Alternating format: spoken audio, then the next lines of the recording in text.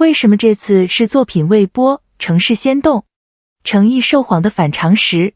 一部剧还没播，连定档都没有，可有一座城市的官方旅游机构已经替他出了打卡攻略。你先别急着往下想是谁，我想让你先感受一下这个顺序有多反常。正常逻辑应该是什么？一部剧火了，爆了，观众看完上头了，才拎着行李跑去取景的拍照，对吧？这个行为在旅游行业里有个说法，叫 set jetting， 跟着影视作品去旅行。它的前提是得先有作品，可这次不是，这次是片子八字还没一撇，官方先动了。宝子们，我最近就是被这个顺序给勾住了。你猜怎么着？我越想越觉得有意思，因为它不是一条普通的追星新闻，它其实是一个特别好的样本，能让你看懂影视和一座城市到底是怎么互相成就的。今天这期我不聊追星，我想跟你拆机制。看完你能带走一套判断工具，下次再看到某明星带火某地这种新闻，你自己就能看出里头哪些是真的，哪些是吹的。好，那这个让官方提前出手的人是谁？是诚意。先说清楚我这期的立场啊，免得有人误会。我不是要夸他人气高粉丝多，那太表面了。我真正想说的是，能让一个政府资助的机构在作品还没出来的时候就愿意为你提前布局，这件事的分量比100条热搜都重。为什么重？我后面慢慢给你拆。先说说现场到底发生了什么。这部分是事实，我尽量讲快点。诚意去香港拍了部悬疑剧，叫《受谎》，是曾志伟新公司的头炮作品，阵容还挺强的。拍摄期间在中环、油麻地警署这些地方取景。然后呢，粉丝闻风而至，把街道塞得水泄不通。港媒那边报的细节挺具体的，取景地的周边消费被明显带动，文创周边、餐饮、酒店都受了益。具体到什么翻台率、翻倍、入住率涨几成这种数字，我看到有自媒体在传，但信源不够硬，我这就不给你报死数了。凭印象说啊，方向是对的，具体幅度大家别太当真。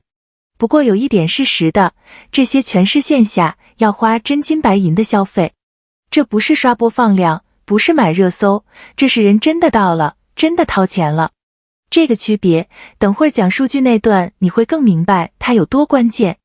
我还看到网上流传一种说法，说同剧组的演员受访时夸过诚意，大意是拍摄的都成了打卡点，带动了香港旅游。这个说法我自己没拿到第一手采访原文，真假我保留意见，你们就当个参考。但即便不算这条，光是官方出攻略粉丝赛报接到这些有港媒背书的事实，就已经够说明问题了。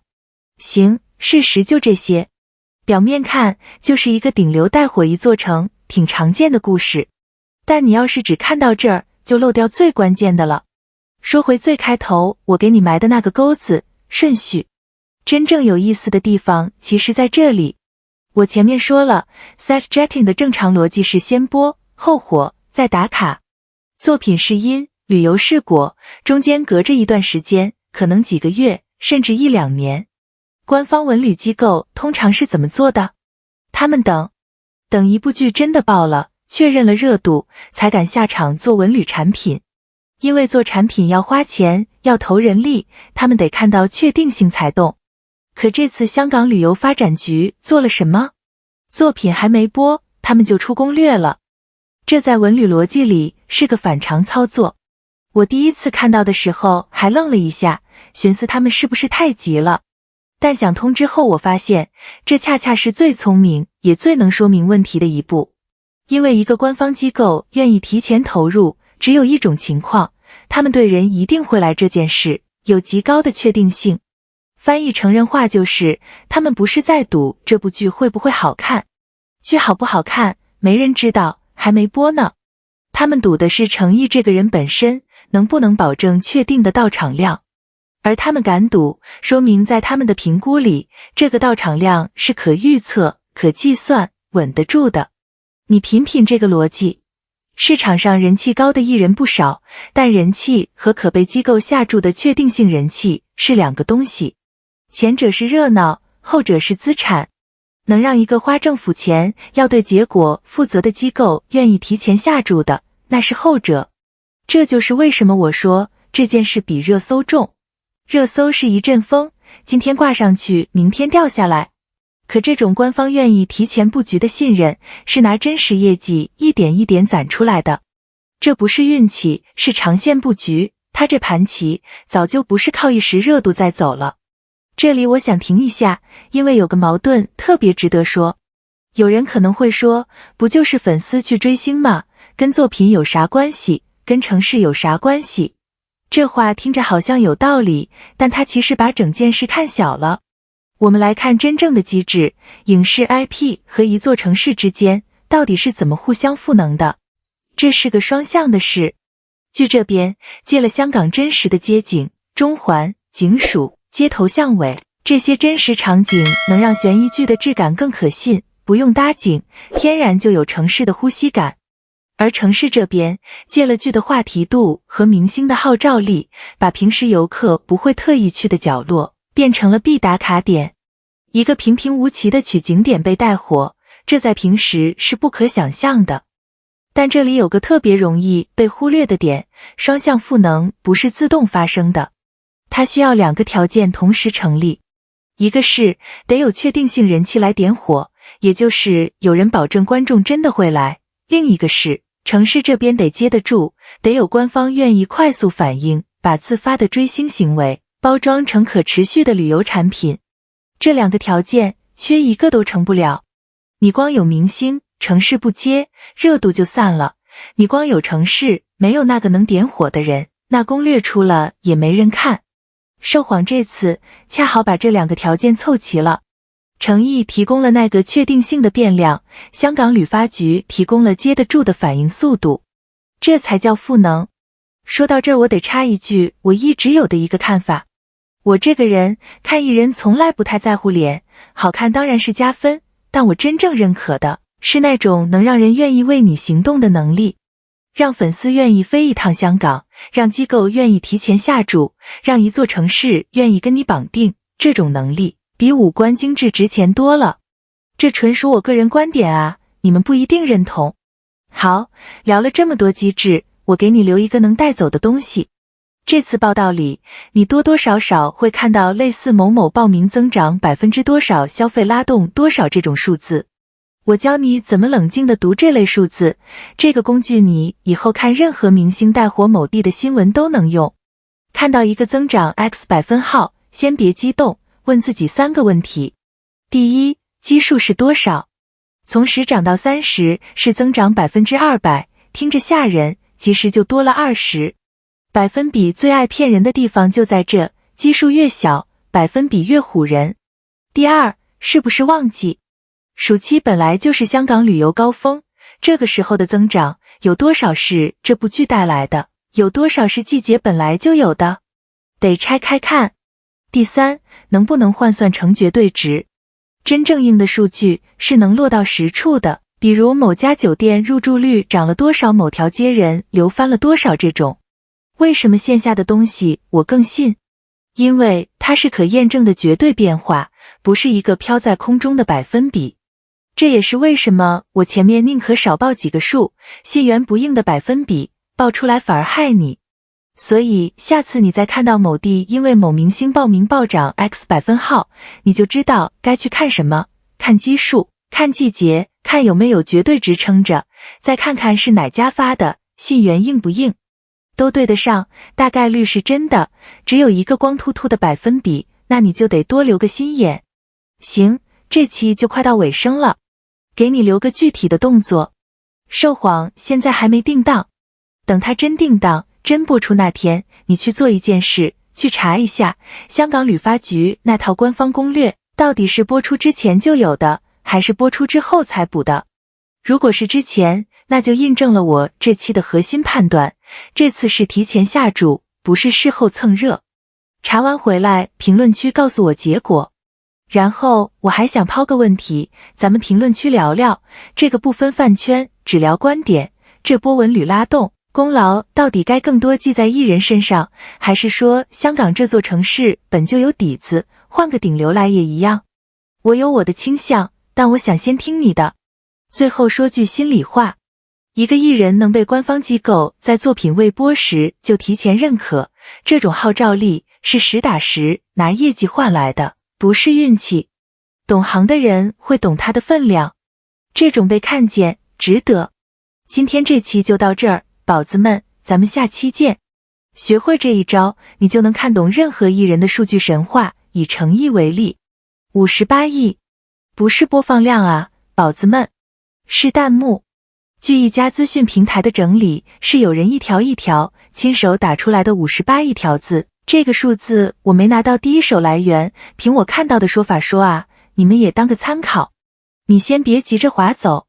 我知道一提数字大家就容易麻木，现在动不动就几十亿几百亿，数字大到没感觉了，对吧？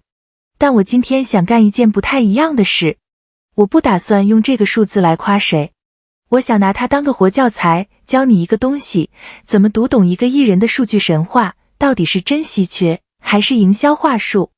你猜怎么着？我最近翻到一个说法，说有个演员的市场价值没有上限，定不出天花板。我第一反应也是，嗨，又来了，又一个彩虹屁。结果我越想越觉得有意思，因为没有上限这4个字，如果你懂一点财经，它根本就不是一句夸奖。这个我们后面细说，先说最基础的那层。回到那58亿条弹幕，按那家平台的说法，这个数字关联的演员是诚意。好，那问题来了，弹幕多到底说明什么？很多人会觉得，不就是热度高吗？跟播放量高有啥区别？有区别，区别大了。说白了，播放量是个被动指标。什么叫被动？就是视频它自己在播，你人可能去泡面了，去回微信了，甚至睡着了，它照样给你记一次播放。你没付出任何东西，这是 passive 的。弹幕不一样，弹幕是主动指标。你想想看，要发一条弹幕，你得干嘛？你得盯着屏幕，你得有话想说，你甚至得暂停一下，把那句话打出来发出去。这中间你付出的是注意力，是时间，是我此刻真的沉浸在这个剧里。翻译成人话就是，播放量能被刷，能被算法喂，但主动一条一条打出来的字，它骗不了人。它背后是实打实的沉浸度，还有重刷。很多弹幕是2刷3刷的人发的，因为你第一遍在追剧情，第二遍才有心思接梗、玩梗，跟别人隔空聊天。所以你看，同样是数字大，播放量和弹幕的含金量根本不在一个层面上。这是我想给你的第一个判断工具，下次看到数据，先问一句，这是观众被动接收的，还是主动付出的？行，这层说完了，但我前面挖了个坑，得填上。说回那个没有天花板，这才是我今天真正想聊的。在咱们日常语境里，无上限听着就是纯夸，对吧？就跟说你美的没边了一个意思。但你要是把它放进资产定价这个语境，它是个特别冷静，甚至有点冷冰冰的技术词。我尽量说的准确一点哈。在给一个资产定价的时候，你怎么知道它值多少？最常用的办法叫找可比对象，英文叫 comparable。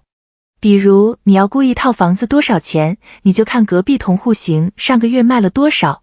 你要估一家公司，你就看同行业差不多规模的公司什么估值。你总得有个参照物。那什么情况下会出现定不出上限？就是当你找不到可比对象的时候。 No comparable， 市场上没有第二个跟他条件差不多的人能拿来当尺子量。没有尺子，自然就量不出一个封顶的数。你品品这个逻辑，没有天花板的真正意思，不是它好到爆，而是市场上没有第二个它，所以没法给它定个封顶价。这个我得多补一句，因为特别容易被误会。有人一听没参照物，价高，立刻联想到，那是不是虚高？是不是泡沫？不对，等一下，我重新说清楚。泡沫是什么？泡沫是价格高加没有实际撑着，就是空的。可这种情况恰恰是反过来的，是价格高加有一堆实打实的作品成绩撑着，只是找不到人跟它一模一样。这两个是完全相反的东西，一个是空心的，一个是实心但独一份的，别搞混了。说到这个，我得停一下，因为这里有个矛盾特别值得说。我们平时夸人，总想着找个人来对标，他是下一个谁谁谁。但真正走到顶端的稀缺，是你找不到人来对标他。这时候你反而夸不出口了，因为没有现成的话可套。你只能说没有天花板。懂行的都知道，能走到没有参照物这一步，不是运气，是长期布局走出来的一步大棋。好，继续啊。既然价格封不了顶是因为稀缺，那稀缺到底稀缺在哪？这个不能光靠感觉，得拆开看。我看到的说法里，把它归成3根柱子。我觉得这个框架挺好用的，给你讲讲。第一根，粉丝的忠诚度，不是路人的一时热闹，是那种长期在的，你出什么都愿意陪你走的。第二根，实际转化，说白了就是喜欢能不能变成真金白银。有人流量很高，但你让他带个货，扛个招商，没水花，那转化就是断的。